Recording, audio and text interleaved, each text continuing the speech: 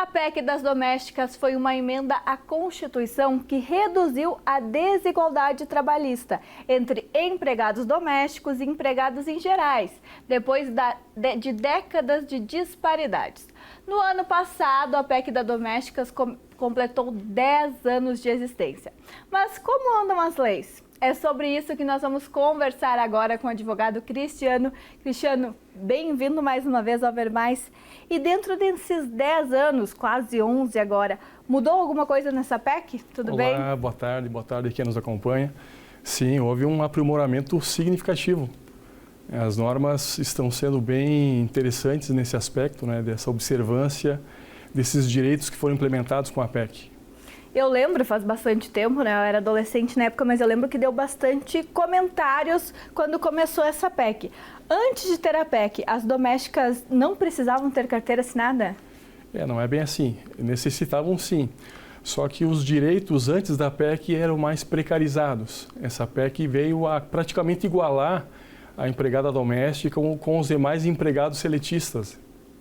E hoje quem tem empregada doméstica precisa pagar 13º? Como funciona essa questão salarial? Precisa. O primeiro aspecto a ser observado dessa Lei Complementar 150 de 2015, que institui esses direitos, é a diferenciação entre empregada doméstica e diarista.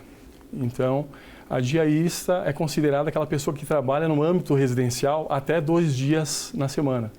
De 3 dias em diante, ela é considerada empregada doméstica, aí o empregador doméstico é obrigado a assinar a carteira, recolher o INSS, as contribuições previdenciárias, pagar e o FGTS também, né? A alíquota é 8% e tem mais 3,2% que é para compensar aquela multa de 40%, que daí, no caso, o empregador doméstico não paga, né? E aí ele tem que pagar o 13º no fim de ano. Isso, perfeito. O 13º, férias, é uns direitos semelhantes ao empregado seletista, né? Vai ter 30 dias de férias, ainda que ele resida na casa do empregador, né? Ele tem esse direito assegurado também. 13º também, só complementando, também. Né? 13º também. A cada mês de trabalho ele tem, né? Na fração superior a 15 dias de trabalho, conta 1/12 para crescer o 13º salário dele. A gente fala gratificação natalina, né? Na linguagem técnica jurídica. E qual é a carga horária diária que uma empregada doméstica pode fazer? Porque tem alguns casos que elas residem na casa, sim, mas tem um limite de horários trabalhados. Independentemente de residir ou não na casa, a jornada limite é 8 horas diárias ou 44 semanais.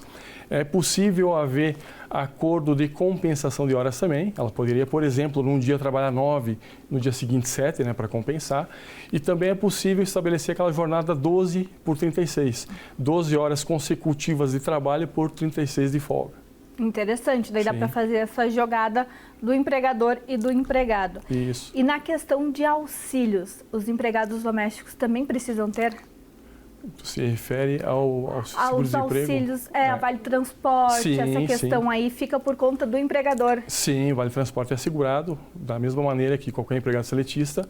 E um detalhe interessante é o seguinte, o empregador não pode efetuar nenhum tipo de desconto referente à moradia, alimentação, vestuário ou qualquer outra despesa relacionada com o trabalho em si.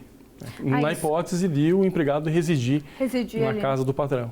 Isso de alimentação às vezes dá bastante confusão, né? A gente já viu até algumas matérias de empregados que foram filmados pegando uma fruta, uma coisa e que acabaram sendo demitidos. Isso também não pode? Não, isso não pode restringir, não pode.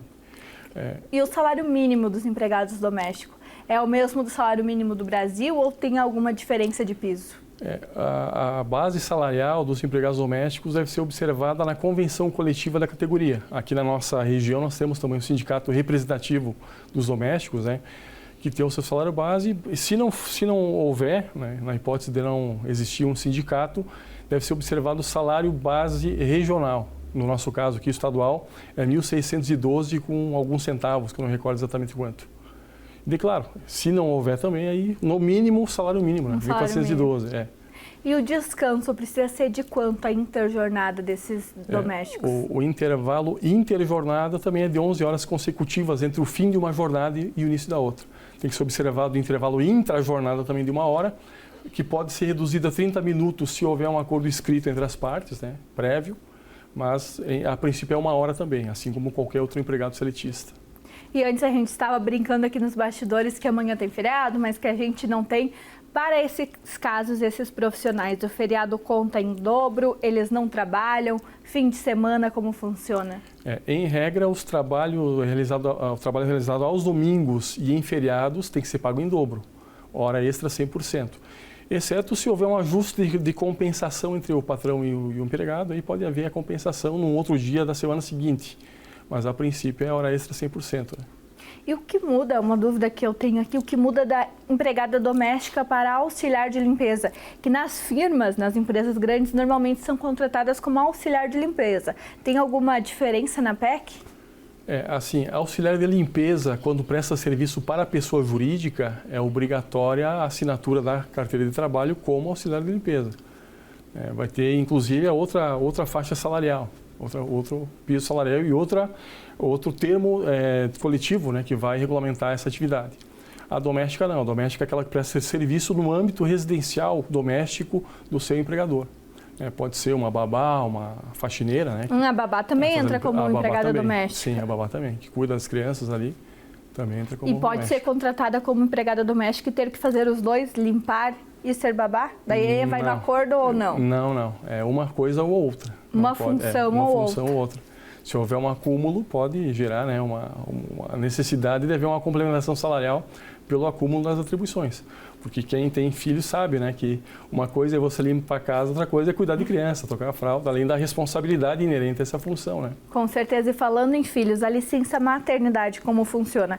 A gente sabe que tem direito aí de ficar de licença e depois, quando volta, também tem assegurado seu serviço. Para as empregadas domésticas também funciona assim? Também tem o direito à estabilidade, a gente fala garantia de emprego, né, no caso de estar gestante. E é 120 dias, né, esse período de estabilidade.